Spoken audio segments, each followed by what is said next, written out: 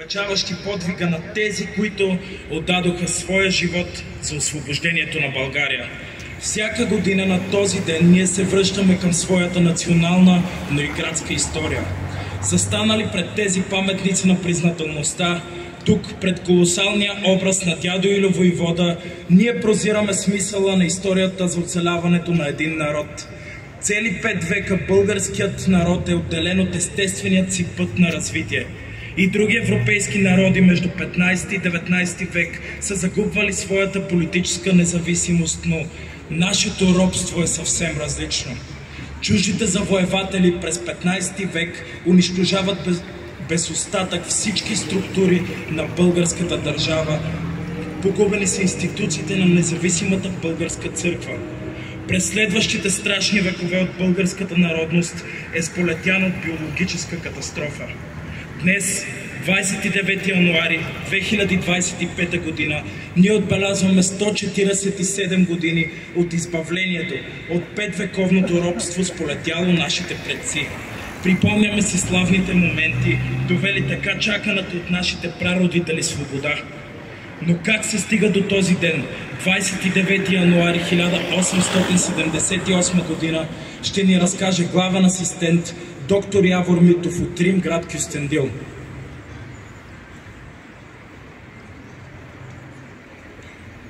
Уважаеми госпожи и господа, скъпи съграждани, застанали сме за поредна година пред паметника на легендарния Илю Войвода, посветил целият си живот за освобождението и обединението на българският народ и превърнал се в символ на мъжество и родолюбие.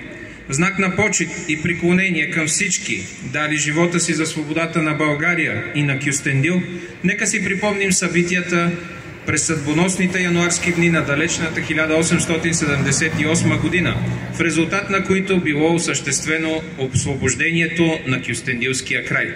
Историческите събития, които довели до нашето освобождение, протекли и в самият завършек на военните действия на руско-турската освободителна война от 1877-1878 година. В хода ти, съгласно предварително начертаният план на руското главно командване, югозападните български земи и респективно Кюстендилско не попадали в зоната на активни военни действия и те останали настрани от главното направление на руската действаща армия. Ето защо след освобождението на град София на 4 януари 1878 година по нов стил, основните сили на западният отряд, командван от генерал Йосиф Гурко, се насочили към Ихтиман и Пазарджик. С цел охрана на София и настъпващите на юг части, със заповед от 14 януари на военния губернатор на София, генерал-майор Александър Арнолди, по направлението Перник, Радомир, Самоков били изпратени малобройни руски части. Районът на Радомир бил зает от дивизион на 4-ти Улански Харковски полк. В село Извор се намирала българската чета на Илю Войвода, а в село Перивол в началото на януари, в близост до Кюстендил, достигнала и българската чета на Симо Соколов. Те извършвали разузнавателна дейност, защитавали населението от насилията на местните башибозуци и вземали участие в боевете с неприятеля. Победите на руските войски край Плевен и София предизвикали паника и страх сред мюсюлманското население в Кюстендил. Улиците на града се задръстили от многочислените турци и селници от Плевен, Ловеч, София и от отстъпващите османски войници, които се изтегляли и бягали от военните действия по посока към Горна Джумая и също към Крива Паланка. Заедно с тях напускали и черкезите, както и местното турско население. В началото на 1178 година градът напуснала и местната османска управа в лицето на Каймакама и Кадията. Кюстендил, пише живият свидетел Георги Дромохарски, още не паднал изглеждаше като разорен, опустял град. Чаршията затворена, гражданите българи спокрити, училищата обърнати във военни болници, всеки ден минаваха с волски кола за Паланка стотици турски семейства. Страшни моменти. Българското население в селата на Кюстендилско се възползвало от създадената ситуация и възстанало, като с отделни групи и отреди предизвиквало безпокойствие сред турското население на града. На мястото на избягалата османска администрация бил избран Временен градски съвет, управление, в който влизали представители на всички живеещи в града народности. Те се свързвали с българите, които били възстанали по околните села, като целта на преговорите била да се обезоръжи местното турско население. На 19 януари българите от покрайнините на града провели демонстративна акция с цел сплашване на турското население в Кюстендил. В местността Света Троица над село Лозно се завързала кратка престрелка между 200-300 българи възстанници и отряд от добре въоръжени турци. В това сражение възстаналите селяни, които дали няколко жертви, били разпръснати. Въпреки това турците, несигурни в своя успех, също се оттеглили.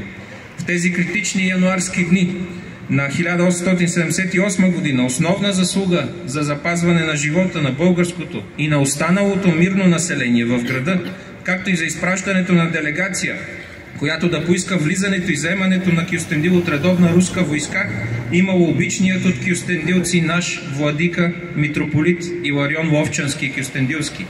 За освобождението на Кюстендил особена роля изиграл и Илю войвода с четата си, която на 16 януари достигнала до село Коняво. Още същия ден се провела среща между четниците и част от българските първенци, начело с Мито Чорбаджи Гогев, на която кюстендилските първограждани били посъветвани да се обърнат към София и там да се свържат с руските войски. За целта помогнали с посредничество италианският консул Вито Позитано и вице-губернатора на София Марин Дринов. И така пратеничеството достигнало до руското командване. Така на 23 януари в Кюстендил навлязал ескадрон от 1-ви дивизион на 4-ти Харковски улански полк под командата на подполковник Юрий Антонович Задерновски, който завзел Кюстендил.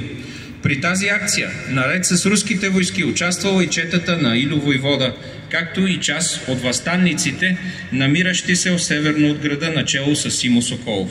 Цялото българско население стекло се на Стамбол капия, с просълзени от радост очи посрещнало своите освободители. Очевидци си спомнят тази картина величествена, дълбоко впечатлителна, трогателна за 5-вековния роб. Изобилни сълзи се сипеха по лицето на всеки българин от радост, от възхищение и от душевно вълнение. Радостта на българското население била огромна, но за жалост твърде краткотрайна. На 24 януари подполковник Задерновски получил донесение, че към Кюстендил от Крива Паланка настъпва турска войска. И за изпратеният разузнавателен полуескадрон установил, че това е редовна турска пехота и кавалерия. След усилена престрелка, която продължила към 4 часа, се установило превъзходството на турските сили и руският ескадрон трябвало да напусне Кюстендил и да отстъпи към село Коняво и след това към Радомир. За да спаси своя престиж и да завърши своето освободително начинание, руското командване решило окончателно да освободи Кюстендил. На 26 януари с поредица от заповеди генерал Арнолди бил сформирал специален отряд, начело на който бил назначен генерал-майор от свитата на императора Богдан Теофил Майендорф. Разделен на 3 колони по предварително предприет план, на днешния ден, 29 януари, в 16 часа започнал боят за освобождението на Кюстендил. Руските войски атакували града и обърнали в бягство турските отряди. Час и 15 минути по-късно градът бил освободен. В сражението турците дали 100 убити, 100 пленника, както и били пленени 2 знамена. Загубите на руският отряд били само 1 убит и 4 ранени. И при повторното освобождение на града участвали въоръжени български доброволци и най-вече четата на Илю войвода. Заедно с руските войски в града влезли останалите възстаннически отреди от селата на Кюстендилското краище. Само след 2 дни, на 31 януари, в Одрин било подписано премирието между Руската империя и Османската империя. 2 дни е бил историческият шанс на Кюстендил за свобода и благодарение на активността, инициативата и жертвоготовността на своите граждани, той го е получил. И като награда е спечелил своята свобода. Скъпи съграждани, На този свят ден е необходимо да отдадем нашата почит на освободителите, народния град Кюстендил, на руските офицери Николай Василевич Савойски, барон Майандорф, Юрий Антонович Задерновски, Григорий Казаченко, Михей Иванов и Леодор Горонович, на близо 120-те наши съграждани, взели участие в българското опълчение, и на стотиците, взели участие в сборната чета на Илю Войвода, на четата на Симо Соколов и на други по-малки отреди, действали в околностите на Кюстендил. На дипломатическата подкрепа, отказана на кюстендилци от маркиз Вито Позитано и Марин Дринов, на плеядата църковни, просветни и революционни дейци, като митрополит Иларион Ловченски Кюстендилски, Захари Струмски, Аверки Попстоянов, Тодор Пеев, Георги Ангелов Дромухарски, Румена Войвода, Ефрем Каранов и много други.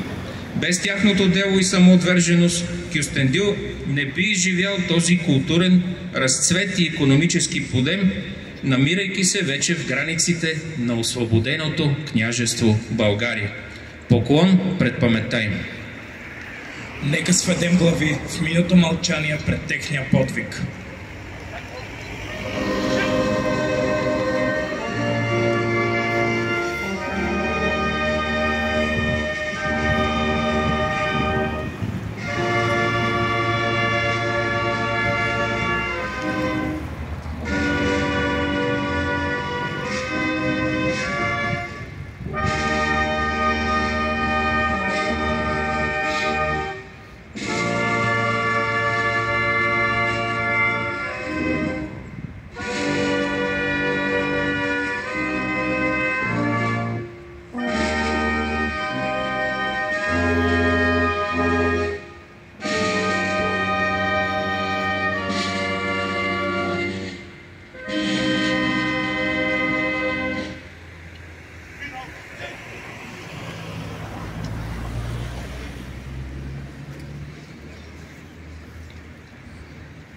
В знак на признателност ще бъдат поднесени венци и цветя от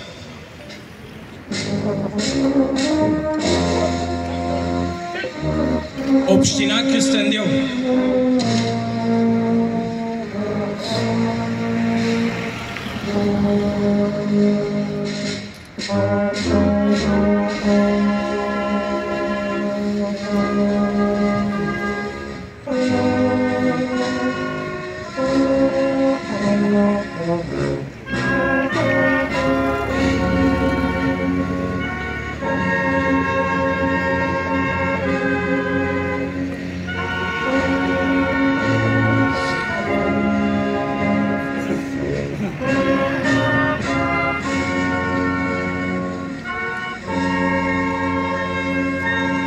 Областна администрация Кюстендил,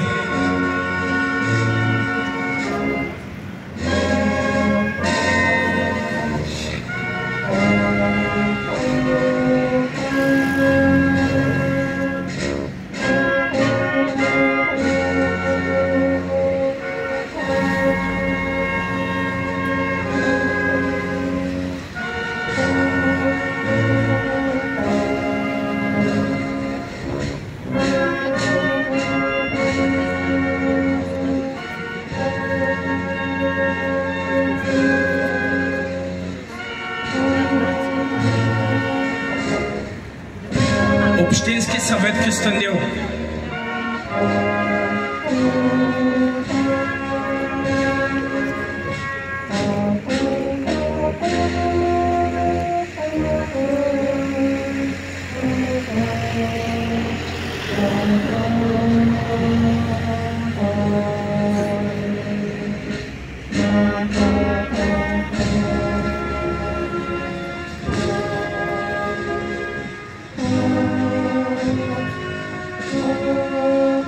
Кюстендилска духовна околя,